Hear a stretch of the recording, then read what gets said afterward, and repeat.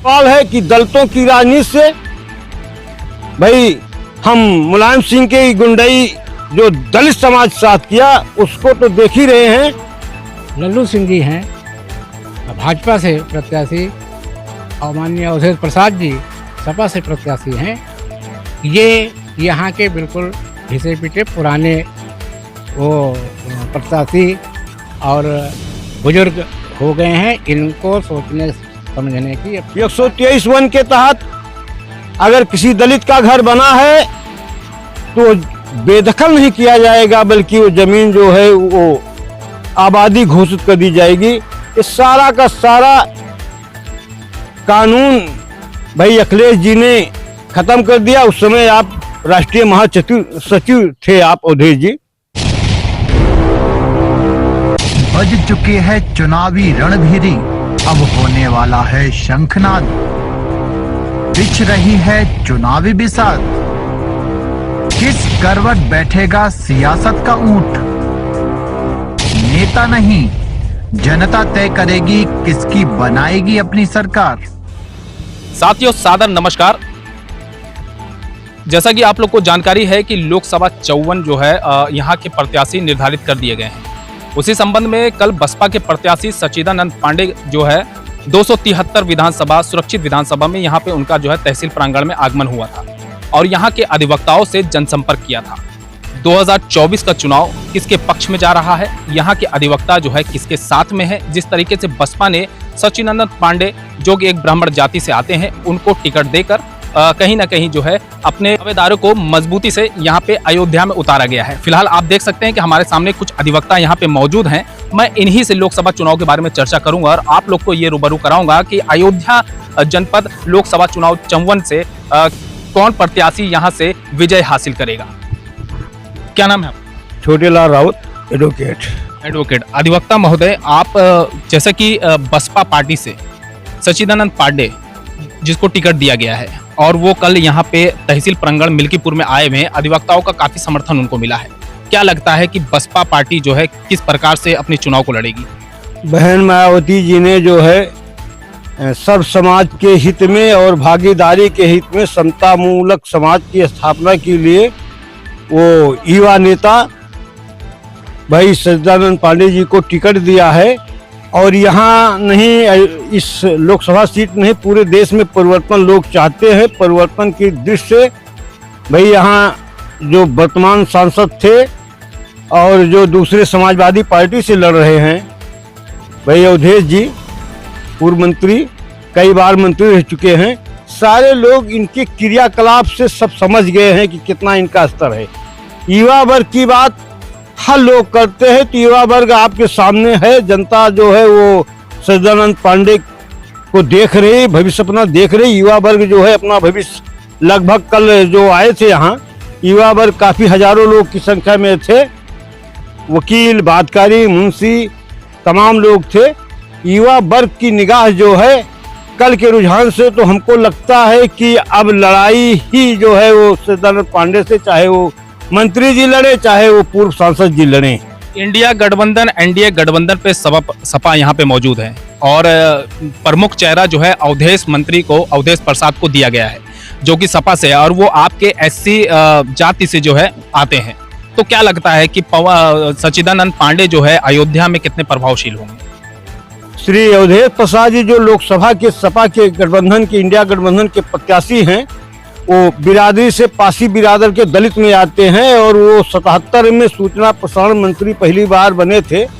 हम लोगों ने अध्ययन किया है, हम लोग देख रहे हैं, बचपना से आज तक देख रहे हैं, वो दलितों की राजनीति कभी नहीं किए। दलितों की राजनीति किए होते तो गेस्ट हाउस कांड हुआ तो उस समय जो है ये मुलायम सिंह को समझाते, चूंकि महासचिव थे उस लोकसभा इनके समाजवादी पार्टी के, तो वो मुलायम सिंह को समझाते कि भाई नेताजी आप जो कर रहे हो, मैं दलितों के बीच में कैसे मुंह दिखाने जाऊंगा। उस समय आप मुलायम को उस्काने में हमको लगता है थी। अगर समझाते तो हो सकता है गेस्ट हाउस कांड बड़े भाई अवधेश के द्वारा रोका जा सकता था, लेकिन इन्होंने नहीं रोका। जहां तक सवाल है कि दलितों की राजनीति से भाई हम मुलायम सिंह की गुंडई जो दलित समाज के साथ किया उसको तो देख ही रहे हैं। जब 12 से 17 की सरकार भाई अखिलेश यादव जी की पूरा बहुमत की सरकार बनी थी, तो उन्होंने दलितों के भले में बहन मायावती जी ने जो प्रमोशन में आरक्षण की व्यवस्था, सरकारी ठेकों में आरक्षण की व्यवस्था और पुरानी व्यवस्था जो थी कि दलितों का जहां कब्जा होगा 122B4F का लाभ दिया जाएगा। 123(1) के तहत अगर किसी दलित का घर बना है तो बेदखल नहीं किया जाएगा, बल्कि वो जमीन जो है वो आबादी घोषित कर दी जाएगी। इस सारा का सारा कानून भाई अखिलेश जी ने खत्म कर दिया। उस समय आप राष्ट्रीय महासचिव थे आप अवधेश जी। इन्होंने दलितों के हित की बात नहीं अहित किया है। दलितों के आप ही के तो कास्ट से वो आ रहे हैं, ऐसी बरादरी से आ रहे हैं, क्या लग रहा है? हम दलित समाज के लोग कास्ट में विश्वास नहीं करते, काम में विश्वास करते हैं। तो सपा का सहयोग नहीं मिल पाया आप लोगों को? सपा में हम लोगों का सहयोग कतई नहीं। पढ़े लिखे लोग सब समझ रहे हैं कि अवधेश पूर्व चुनाव में जो है बहन को कुंवर मायावती जी जो है बहुत बुरी तरीके से हारी थी। क्या लगता है आपको? बहन मायावती पिछले विधानसभा के चुनाव में जो हारी थी, उसके पीछे एक लुभावना जो दोनों लोगों का, सपा और भाजपा दोनों लोगों का जो चुनाव माहौल था, पैसे वालों की पार्टी थी बहन मायावती जी। क्योंकि पैसा जो है पूंजीपतियों से नहीं लेती हैं और ये पूंजीपतियों से पैसा लेते हैं। भाजपा की बात तो आप लोग देख ही रहे हैं। ये सारे लोग मिसगाइड किए और समाजवादी पार्टी के नेताओं की गुंडाई से त्रस्त दलित समाज ने देखा कि बसपा कुछ कमजोर दिखाई दे रही है, तो गुंडाई रोकने के लिए बीजेपी को थोड़ा से बैक कर दिया। क्या लगता है अयोध्या अब की लोकसभा में ऐसी स्थिति जो हमने बताया नहीं है। दलित जो है वो पूरी तरह से बहन मायावती जी के नेतृत्व में विश्वास करता है और रिजल्ट बताएगा। कल जो सचिदानंद जी आए थे दलितों के गांव में, कई गांव में मैं खुद गया और पढ़े लिखे लोग कह रहे हैं कि भाई दलित सपा वाले कहते कैसे दलित है ये, हमारे संवैधानिक नुकसान किया गया। तो ये सो रहे थे कि समर्थन कर रहे थे। अगर समर्थन कर रहे थे तो आज हमारे बीच में दलित का चेहरा लेकर, दलित होने के नाते मेरे यहाँ दरवाजे पर आने का उनका कोई हक नहीं बनता। चलिए ठीक है, हमारे साथ भी और अधिवक्ता है, मैं उनसे भी राय जानने की कोशिश करता हूँ। आप बताइए कि जैसे यहाँ पे भाजपा से लल्लू सिंह को उतारा गया है और यहीं से आपके 273 सुरक्षित विधानसभा से अवधेश प्रसाद जी को जो है लोकसभा 54 का टिकट दिया गया है और इन्हीं मामले को लेकर जो है, इन्हीं मुद्दे को लेकर बसपा ने सचिदानंद पांडे को टिकट दिया है। क्या लगता है गैर जनपद से आगे इस जनपद में सचिदानंद पांडे जो है कितने बहुमत से जीत सकेंगे? क्या जनता क्या रुझान आप लोगों? जनता का रुझान ये है कि एससी वर्ग, दलित वर्ग सचिदानंद पांडे के तरफ मायावती जी को देख करके और सामान्य वर्ग भी लगभग 50% ब्राह्मण जात के लोग सचिदानंद पांडे को युवा नेता, उभरा हुआ युवा नेता देखना चाहते हैं। और जो लल्लू सिंह जी हैं भाजपा से प्रत्याशी और माननीय अवधेश प्रसाद जी सपा से प्रत्याशी हैं, ये यहाँ के बिल्कुल घिसे पिटे पुराने वो प्रत्याशी और बुजुर्ग हो गए हैं। इनको सोचने समझने की अब क्षमता। लल्लू सिंह के कार्यकाल में क्या विकास मिल्कीपुर का हुआ है कि नहीं? लल्लू सिंह के कार्यकाल में मिल्कीपुर में हमारी समझ से कोई विकास नहीं हुआ। लेकिन भाजपा तो डंका पीट रही है। भाजपा सिर्फ अयोध्या आपकी बार 400 पार का नारा है, ये गलत है। हमारी समझ से तो ये गलत है। जनता को तो पूरा सहयोग मिल रहा है भाजपा। जनता को भाजपा का सहयोग नहीं मिल रहा है उतना जितना वो लुग्गी पीट रहे हैं।